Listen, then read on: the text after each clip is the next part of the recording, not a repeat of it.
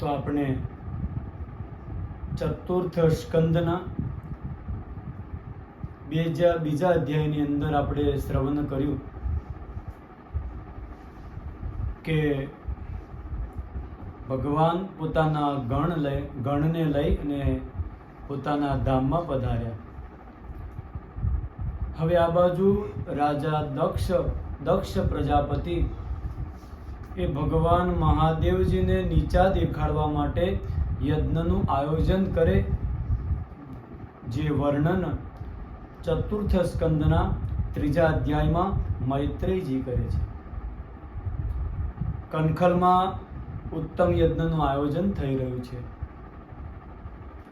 બધા જ નાના મોટા દેવી દેવતાઓને યજ્ઞનું આમંત્રણ મોકલવામાં આવ્યું, પણ આ ભગવાન મહાદેવને કોઈ પણ પ્રકારનું આમંત્રણ મોકલવામાં આવ્યું નથી. આ બાજુ શિવ તો ધ્યાનમાં બેઠેલા છે. સતી જુએ છે કે આ બધા વિમાનો ઉડી ઉડીને કઈ તરફ જઈ રહ્યા છે. ધ્યાનથી જોયું, ખબર પડી કે આ તો બધા મારા પિયર તરફ જઈ રહ્યા છે, મારા પિતાના ઘર તરફ જઈ રહ્યા છે. એટલે વિચાર કર્યો કે આ શું હશે. એવામાં ખબર પણ પડી કે મારા પિતાએ યજ્ઞનું આયોજન કર્યું છે અને બધા દેવી દેવતાઓ ત્યાં જઈ રહ્યા છે. એટલે સતી તો ભગવાન ભોલે બાબાને વંદન સાથે કહેવા લાગ્યા, મહાદેવજી જુઓ તો ખરા, ઉપર આ બધા વિમાનો ક્યાં જઈ રહ્યા છે, ખબર છે તમને? ભગવાન કહે, મને બધી જ ખબર છે.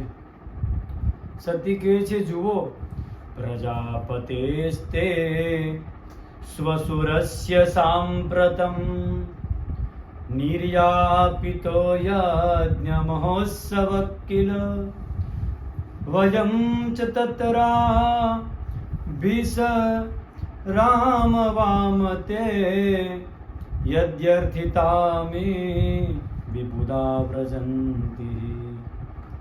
એવું ન કહ્યું કે મારા પિતાને ત્યાં, તમારા શસ્ત્રને ત્યાં મોટા યજ્ઞનું આયોજન થયું છે, ત્યાં બધા જઈ રહ્યા છે. ભગવાન મહાદેવજી કહેવા લાગ્યા કે આપણને કોઈ આમંત્રણ મળેલું છે? તો કહેવા લાગ્યા, આમંત્રણની શું જરૂર છે? શાસ્ત્રીજી હંમેશા કહેતા કે આમંત્રણ વગર આમંત્રણે જઈ શકાય એવા સ્થાન બતાવ્યા. તો પહેલું કયું સ્થાન? તો સંતાને, માતા પિતાને ત્યાં જવું હોય તો આમંત્રણની કોઈ જરૂર નથી. પત્નીએ પતિને ત્યાં પાછું ફરવું હોય તો પણ આમંત્રણની કોઈ જરૂર નથી. શિષ્યએ પોતાના ગુરુજીને ત્યાં જવું હોય તો પણ કોઈ આમંત્રણની જરૂર નથી. કહેવા લાગ્યા સતી દેવી, આ તો આપણા પિતાને ત્યાં યજ્ઞનું આયોજન, તો આમંત્રણની શું જરૂર છે? ચાલો ને આપણે જવું જોઈએ. ભોલે બાબા કહેવા લાગ્યા, મને બધી જ ખબર છે, આમંત્રણ મોકલાવ્યું નથી એમને જાણી જોઈને. તો સતી પૂછવા લાગ્યાનું કારણ, તો કહેવા લાગ્યા કે સાંભળો, જ્યારે બ્રહ્માજી એમને પ્રજાપતિ તરીકે નિયુક્ત કર્યા ને મોટો મહોત્સવ થયેલો, સત્કાર સમારંભ થયેલો, તે વખતે બધા જ ઊભા થયા અને હું ઊભો ન થયો. એને લઈ એમને એ બધું મનમાં રાખ્યું અને મારું અપમાન કરવા માટે જ આ યજ્ઞનું આયોજન કર્યું છે. ભગવાન ભોલે બાબા આપણા જેવાને પણ શીખવાડે કે બહાર આપણું અપમાન થયું હોય તો ઘરે આવીને કંઈ કહેવું નહીં. આજે યાદ કરે છે, એને લઈને અપમાન થયું છે, એને લઈને આ પ્રણામ ન કર્યા, એટલે આમ યજ્ઞનું આયોજન કર્યું છે ને આમંત્રણ આપણને મોકલાવ્યું નથી. અને હવે વગર બોલાએ જો જઈએ ને તો એ ઉચિત પણ નથી. અને મારું કયું માનો તો તમે પણ ત્યાં ન જાઓ તો સારું, એમાં જ તમારું હિત છે.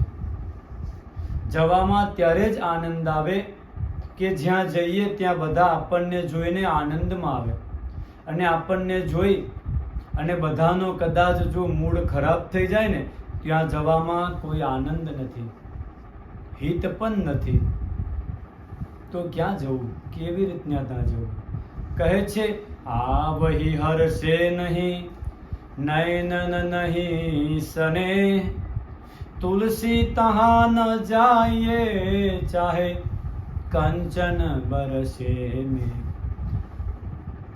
ભલે કંચન બરસે, સોનાનો વરસાદ થતો હોય તો પણ ત્યાં જ્યાં આપણું માન ન સચવાય ને ત્યાં ન જવું જોઈએ. સતીજી કહેવા લાગ્યા, જુઓ મહાદેવજી, ભૂલ તો તમારી પણ છે. બધા ઊભા થયા તો તમે કેમ ન ઊભા થયા? પરંતુ હવે જે થવાનું એ થઈ ગયું. સંબંધ આમ થોડો તોડી નખાય. સંબંધ શબ્દ સમજીએ તો બંધ એટલે બંધાઈ જવું. બધી રીતે જેની સાથે આપણે હંમેશા માટે બંધાઈ જઈએ એનું નામ સંબંધ. સમ ઉપસર્ગ લગાડ્યો, જે સંબંધ ક્યારેય નહોતો. કહેવા લાગ્યા, ભલે તો તમારે ન આવવું હોય તો મને જવાની રજા આપો.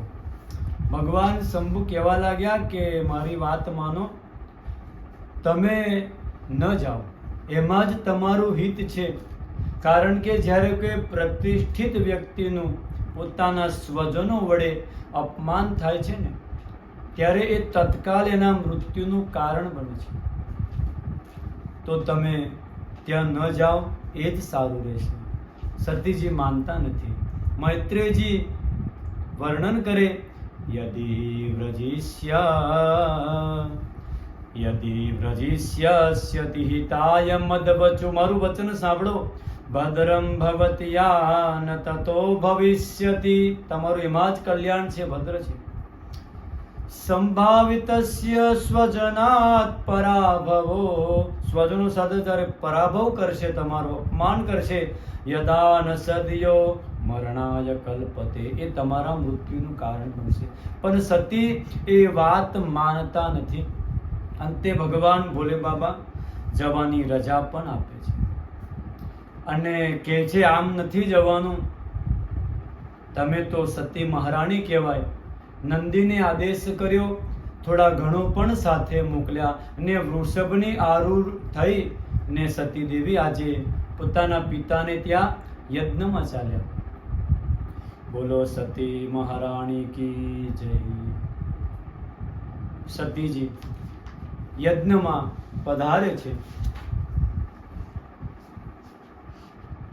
તો કોઈએ એમનું સ્વાગત પણ કર્યું નથી.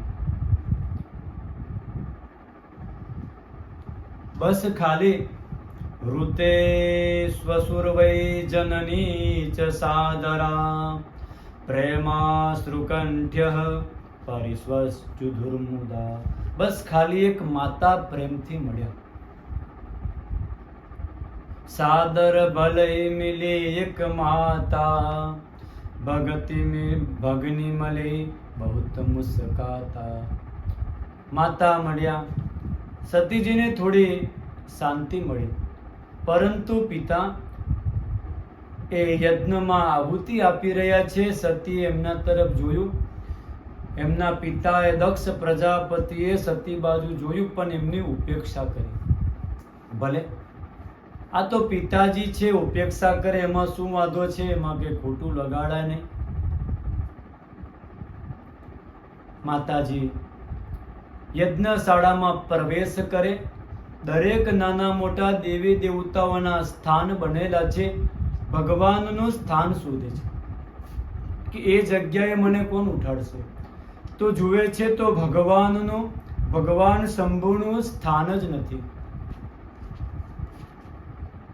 માતા સતીને આ અસહ્ય થયું. પોતાનું તો અપમાન સહન કરી ગયા, પણ ભગવાનનું અપમાન એ સહન ન કર્યું. અરુદ્રભાગમ તમવેક્ષ્ય ચાધ્વરમ પિતરા ચ દેવે કૃતહેલનમ વિભો. અરુદ્રભાગમ, ભગવાન શંભુનું સ્થાન જ નથી. સમજી ગયા કે પિતાએ એમનું અપમાન કરવા માટે જ આ યજ્ઞનું આયોજન કરેલું છે. અને ક્રોધમાં જ દેવી સતી બોલ્યા, હે દક્ષ, યદ્વયક્ષરમ નામ ગિરેતિરમ નૃણામ. હે દક્ષ, તમે 2 અક્ષર વાળા દ્વ્યક્ષરમ ભગવાન શિવનો દ્રોહ કર્યો. એમના નામમાં જ કલ્યાણ છે. સકૃત પ્રસંગાદ અગમા સુહંતિય.